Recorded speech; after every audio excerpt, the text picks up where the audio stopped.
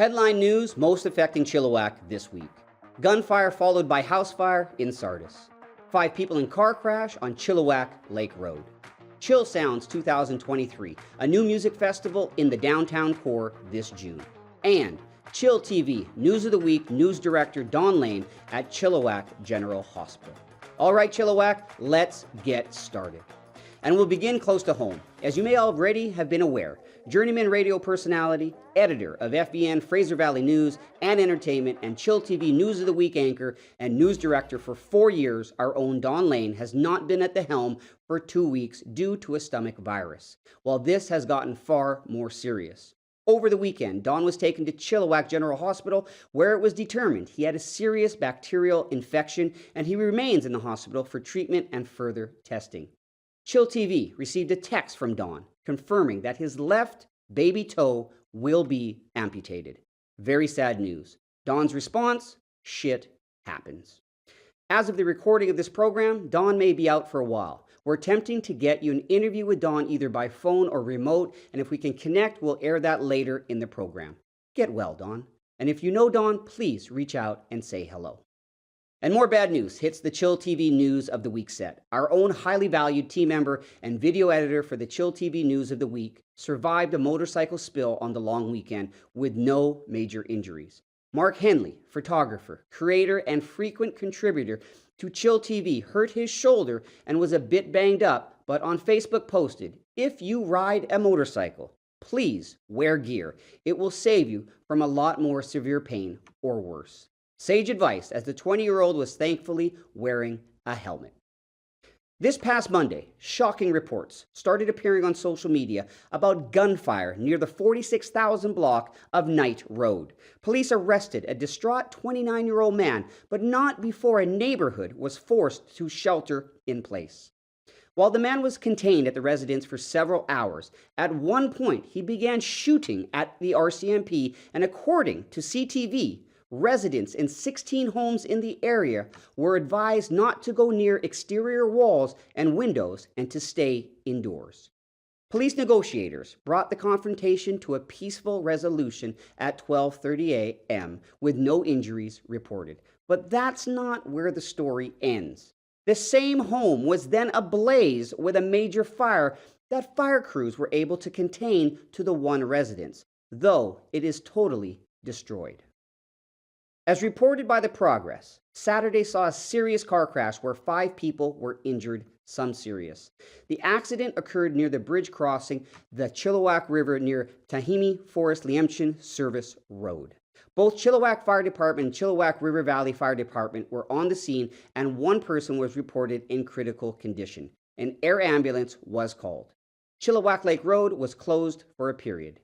And after the break, Chilliwack Airport's runway getting a facelift?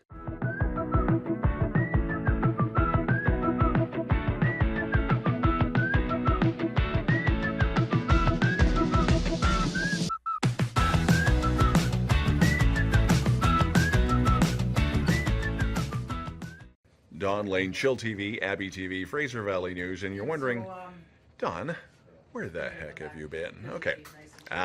Sick, basically. Okay. In a nutshell, for those of us who are diabetic, we know this routine that we got to really watch ourselves when it comes to blood work, when it comes to our feet, our toes, wink, and there is a situation where it may be a little on the weird side. Yeah, there may be some surgery involved. We don't know yet. But it's one of those where if you've been wondering where the heck I've been getting sick. And I'm not used to getting sick. I'd rather be running around finding out why everyone else is sick.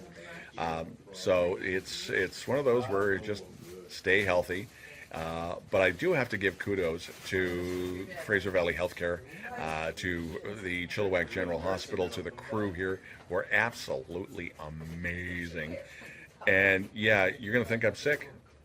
The food is really great. No, seriously, it really is. It really is. We have a kind of a running joke at Chill TV and Abby TV too, because one of our other crew had a bit of a motorcycle accident. So between the two of us, we're trying to keep everybody on their toes. For those who know some of my background, I have a cat named Peanut Buttercup who has his own Facebook page.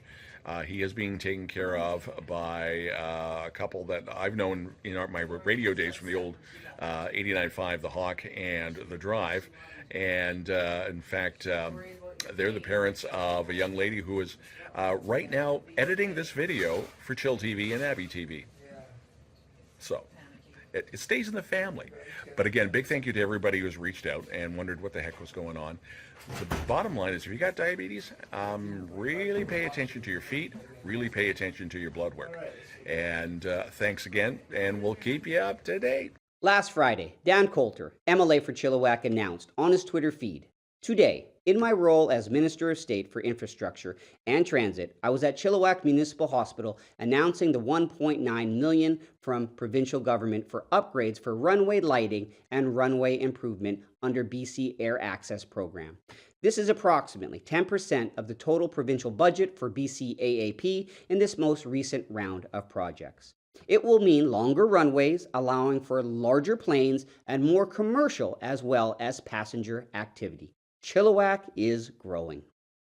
The ongoing defamation suit filed by former Chilliwack trustee Barry Neufeld against former teacher union leader Glenn Hansman has finally come to a close. According to a CBC story from May 19th, the comments made by Hansman described Neufeld as bigoted, transphobic, and hateful in response to comments made by the former trustee. Those comments made by Neufeld in a Facebook post were that he supported traditional family values and that allowing children to choose to change gender is nothing short of child abuse. In 2018, a BC court had dismissed the suit, and the Supreme Court of Canada last Friday sided with that original decision. And from the District of Hope, line painting is scheduled to begin on June 4th and is expected to take up to 2 weeks to complete. The contractor will be working evening and overnight hours to minimize disruption to the traveling public. As the paint needs time to dry once applied, crews place cones to delineate areas that vehicles should avoid to prevent compromising the work.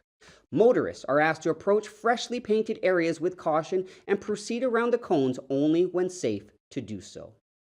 The smell of Chill Sounds is in the air. The Chill Sounds 2023 Music Festival, presented by Canex Building Supplies at the Vineyard Community Center on Wellington, will welcome patrons for the first 4 Fridays in June to a variety of different styles of music each night. The first Friday, hosted by comedian Helena Paul, is June 2nd's Country Night, with the evening's goal sponsor Westland Insurance featuring 2 musical acts, the Calvin Rempel Band and the Jeff Moore with guest Jordan Culpepper. Tickets are only $10. All the money from the ticket sales go to the artist, and you even get a free beverage for that price, courtesy Flashback Brewing Company. Other theme nights are Rock and Roll on June 9th, Singer-Songwriter on June 16th, and Ska plus a Disco Dance Fever finale on June 23rd. Sounds like a party. Get your tickets at eventcreate.com/chillsounds or through their Facebook page. And after the break, introducing Ian Parks to help out with the sports while Don is away, and then weather with Cari Moore.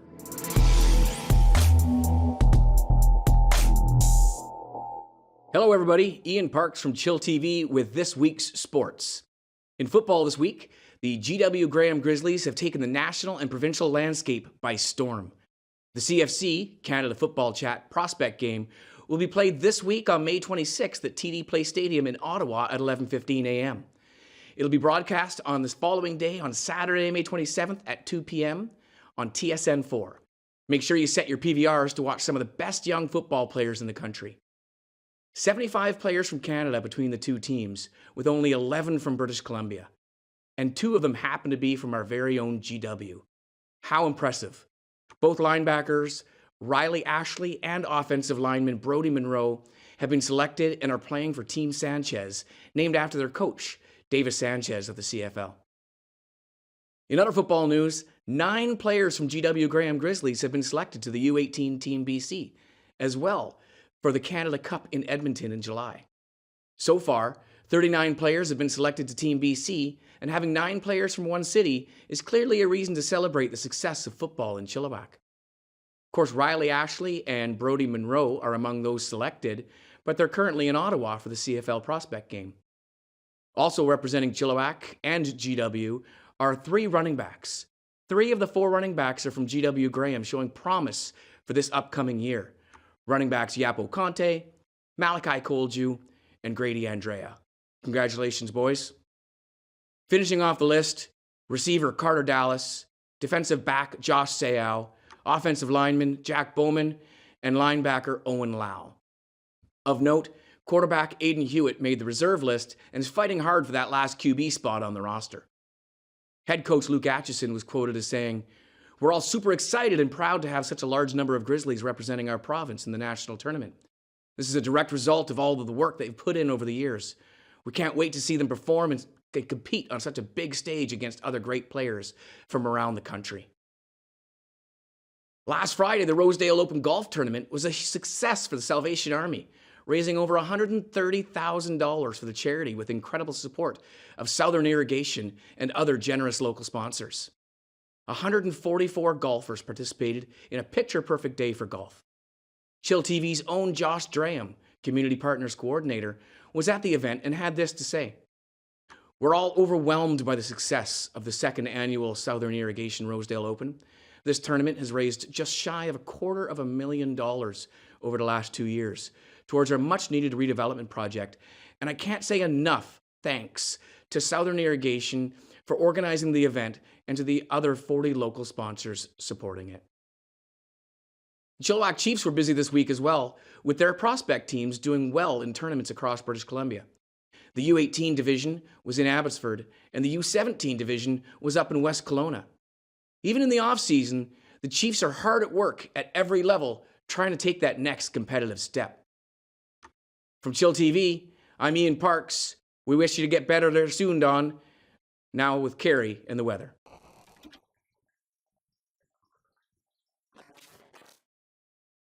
Welcome back. I'm Cari with the weather, and look at this weekend. It's going to be a little bit cloudy, but those temperatures are quite lovely. And next week we return to the sun again, but it's not going to be unbearably hot, and lows are going to be, around 10, 14 at night. So that's great because we'll cool off in the evening and we're going to have a wonderful week. And we want to just say, take care, Don, and we hope you get better soon. Thanks, Cari, and thanks to everyone watching. We appreciate Ian stepping in for sports today and want to thank everyone for the outpouring love for Don while he is laid up in the hospital receiving fabulous care from the staff at CGH. Thank you for watching. We appreciate it, and we'll see you next week and hope Don will be back soon. Get well, my friend. We miss you here. Take care, everyone.